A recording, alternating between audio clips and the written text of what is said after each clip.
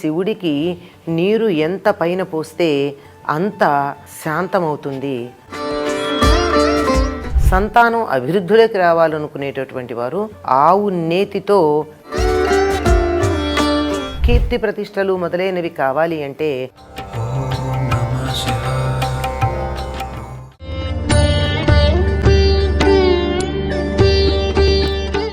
భక్తివన్ ప్రేక్షకులకు నమస్కారం.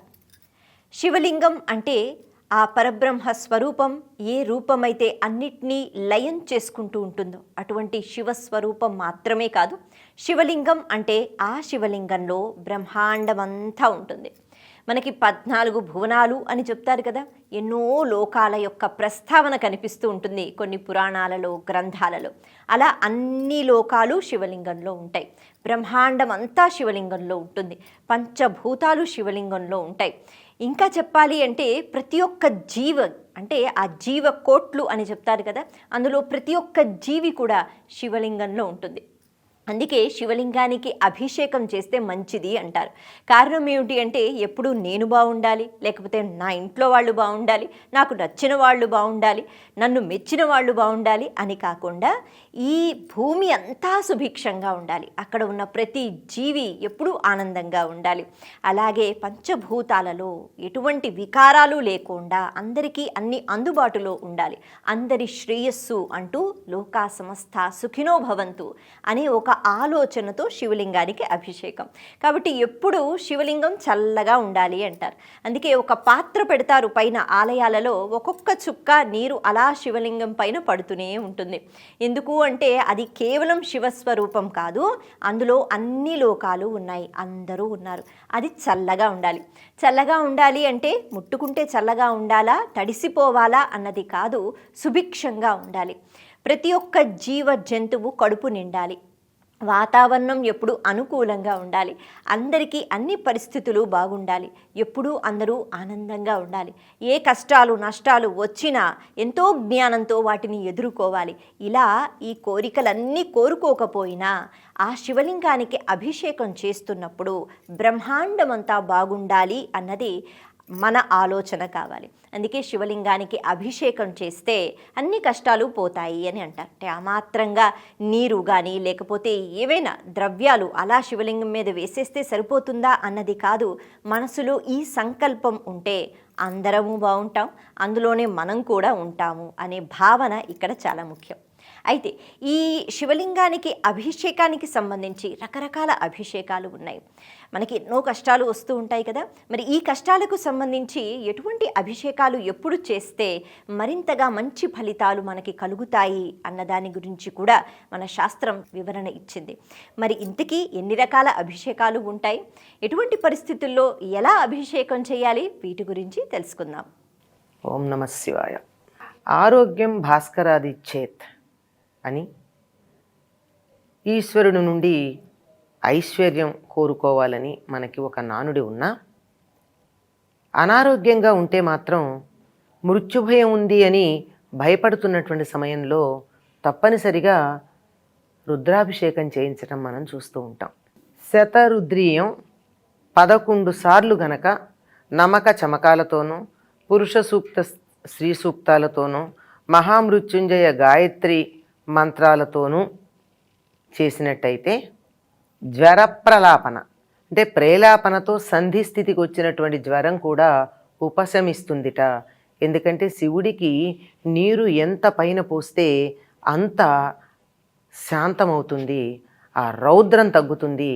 దాంతో కర్తలు ఎవరైతే ఉన్నారో వారికి కూడా ఆ జ్వర బాధ తగ్గి శరీరం చల్లబడడం జరుగుతుంది. అయితే సంతానం కావాలి అనుకునేటటువంటి వారు, సంతానం అభివృద్ధిలోకి రావాలనుకునేటటువంటి వారు ఆవు నేతితో శివుడికి అభిషేకం చేయాలి అని మనకి శివపురాణం చెప్తోంది.